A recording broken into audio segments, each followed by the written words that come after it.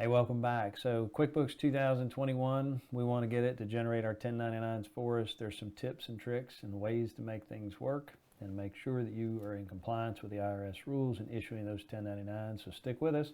We're going to go through those here in just a second. All right, so in QuickBooks, there are a couple of big picture items we need to go through to make sure that you understand what to do and how to get your 1099s generated. So it's going to be QuickBooks versions 2019, 2020, and 2021 that will be this methodology. And you're going to go through a mapping process where you tell QuickBooks what accounts to look at to find your 1099 NEC amounts and what accounts to look at to find your 1099 miscellaneous. We've got another video linked down below in the description to show you what the difference is between the two and how to determine who to issue those to. So be sure to watch that as well, because this is about getting QuickBooks to work for you. Once we've mapped the accounts inside QuickBooks, we need to do a review of those vendor payments to make sure QuickBooks is getting those vendor payments captured correctly in the two different 1099 versions, as well as review the detailed transactions with that vendor to make sure that there's no extraneous transactions that are going to impact your 1099 reporting. We're going to start with our edit and preferences inside QuickBooks. Down at the bottom, you're going to find your tax 1099 on the left, and then you're going to click on your company preferences tab. We have to do two separate mappings here because we have two separate forms. One is going to be the 1099 NEC and one is a 1099 miscellaneous. So I'll walk through this step for the NECs. If you haven't gone through this process, QuickBooks will typically make you do a backup before you do the mapping. So just walk through the instructions and the flow through of that backup process and it'll bring you to this form. This is your mapping account. In our mapping account, we want to make sure we choose to show all accounts. Inside of that, we want all of the accounts in our chart of accounts to be associated with a box that have some sort of a labor or parts component related to that service that we're paying for. So basically, the rule is if we pay somebody more than $600 for services, including parts and materials, over the course of that calendar year, we're going to need to issue them a 1099 NEC if they are a single member LLC, sole proprietor, partnership, or trust. We're not technically required to issue 1099s to corporations, but we can if we want to. It's not a problem if you do. So the accounts we're basically going to associate these expense accounts with a box on our 1099 NEC, whether it's non-employee compensation or one of these other boxes. So work your way through those different expense accounts and make sure those 1099s get associated with an account. Next, you have to go back through the edit preferences process. Again, we want to map now. Yes, our 1099 miscellaneous is what we want to map. So we map those, the same process where we show all of those accounts and we associate rent with our rent box. If we have other reasons to put 1099 boxes together, whether it be royalties or other income, we would use those different drop downs for those particular accounts in our chart of accounts. Once our mapping process is done, or we think it's done, we're going to go back to our vendor drop down menu and we're going to look at our 1099 summary report. That 1099 summary report we're going to then review by changing the 1099 options to show all vendors, all accounts, ignoring thresholds, and we'll toggle between miscellaneous and NEC. At the moment, we're tagged to show the miscellaneous groupings, and so we have a Dr. Pete Jones here. You'll notice Dr. Pete Jones has no tax ID on file, so we need to correct that. How do we correct that? Well, we got a W-9 from Dr. Pete Jones. He's completed this W-9 for us, told us he reports to the IRS as an individual, sole proprietor, or single member LLC, given us his address and social security number. So now we're going to take that information and we're going to go to our vendor center and we're going to find Dr. Pete Jones. And inside of that file, we're going to go to the tax settings and we're going to associate that social security number with his vendor ID slot, putting the dashes in where they're appropriate, and we're going to tell QuickBooks that they are eligible for the 1099s. In addition, we need to make sure that his address is listed correctly in here.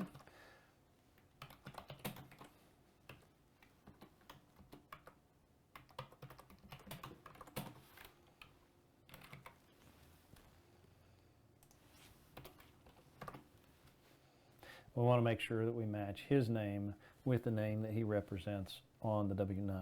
The IRS is in the matching process. When they get your 1099 that you've issued, they will match that against his tax return to make sure that the names match across entities. If they don't, in about a year, 2 years, you're going to get a letter from the IRS indicating that there is a mismatch in the 1099 that you issued. If you get that letter from the IRS, you need to issue a W-9 or ask that vendor to complete an updated W-9 for you so that you have those on file and don't get in trouble with the IRS. So now that we've completed his vendor information, we go back to the 1099 miscellaneous summary reports, and we see that Dr. Pete Jones now has a Social Security number listed in there.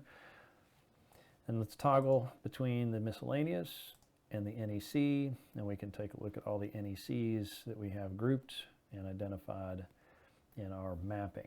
Part of the review process is we want to look at the uncategorized groupings, and we're trying to identify anybody that's greater than $600 for the year to make sure that we've got those accounts mapped if we need to.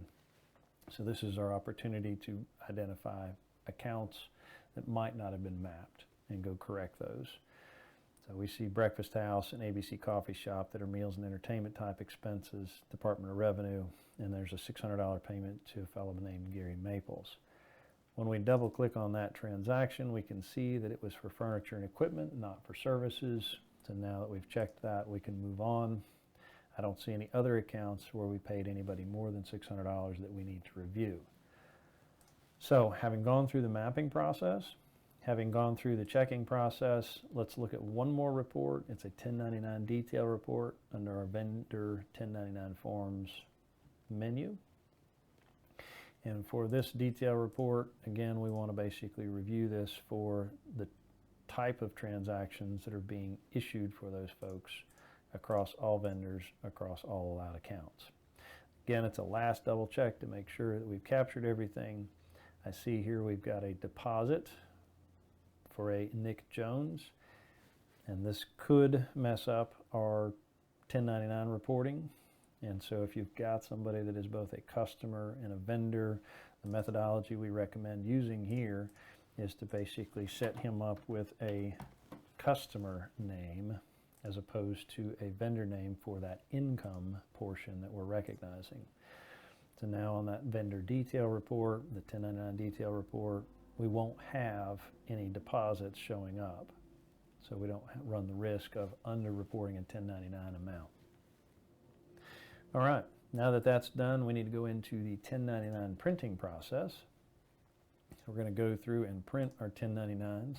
And we'll start with the 1099 NECs. We've already reviewed our vendors and made sure that all of their address information is correct, we believe. And so we're going to cruise on through here and go ahead and print our 1099s for this 2021 year. In our review here, we're going to see the vendor name, the vendor amounts, as well as some information QuickBooks is giving us as to whether they have a valid ID or a valid address. You'll see on Jane Doe there is not a valid address. As we look at the 1099, you will see that her address is missing. So we need to go back to our vendor information and get that information updated before we proceed. Otherwise, our 1099s will not be issued correctly. All right. So we've gone through and we've changed and corrected Jane Doe's address in the vendor file, like you saw me do Dr. Pete Jones. And now you can see that she's got an address in here. And all of our 1099s, again, they're 3 up this year as opposed to 2 forms per page. They're going to be 3 forms per page. And so each of those has a name and an address and a Social Security number, a federal ID number, along with a dollar amount that we're paying them. So now we're ready to generate and print those 1099s. When we do, we'll go ahead and print that 1099, and you can actually run some test copies, and you'll want to align that so everything falls in the right boxes. So you can line it left, right, up or down, depending upon how it needs to go with your printer. Make sure you know which way you're loading those papers in your printer, and you can run those out. Okay? So the next step is running those 1099s miscellaneous. And we go through that same process where we go to print those 1099s. Since we've already, and we're going to choose the 1099 miscellaneous. Since we've already gone through the vendors and the vetting process there, we can blow through those QuickBooks screens and go ahead and print those 1099s for this current year. And so there's Dr. Pete Jones, who we paid rent to for $12,765. His name, address, federal ID numbers are showing up. So same process again. We can go ahead and print that 1099. If we need to align it one way or the other, we can. In addition, once that 1099 is done, we also need to print a 1096. The 1096 is the cover page that you'll send with the 1099s to the IRS. So there'll be a 1096 for your NECs, and there'll be a 1096 for your miscellaneous. And those are going to be printed on red copies, and those are automatically read by the IRS. You'll mail those by January 31st to the Internal Revenue Service, and then you'll have a copy that's printed on a form that goes to your individual vendors that you'll be mailing or sending or dropping off to those vendors. Those vendor copies are due out by January 31st as well. So hopefully that helps you work your way through the proper checking process, mapping process, and validation to get your 1099s issued timely to your vendors and to the Internal Revenue Service so that you stay in compliance with the rules. Hope that helps you, and have a great year.